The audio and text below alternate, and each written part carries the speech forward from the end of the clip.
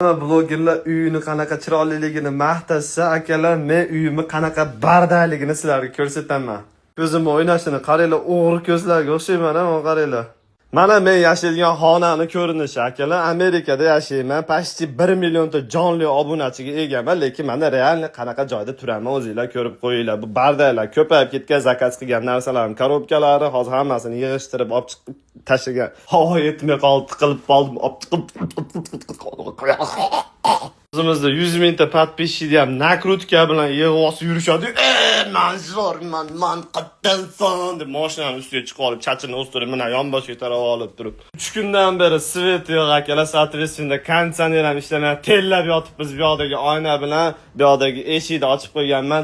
Skvoznoy bo'lish uchun. Skvoznak emas. Noy! Yotadigan kravatim ham havosi chiqib ketgan. Akalar faqat terisi qoldi, qaranglar. Mana bu narsa nima? Kim biladi? Razvedka! Rozetka emas, yo.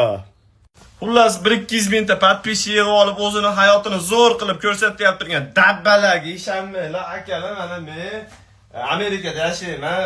1 millionga yaqin jonli obunachim bor, nakrutkasiz, lekin mana shunaqa joyda yashayman. Haqiqatni ko'rsataman sizlarga, akalar.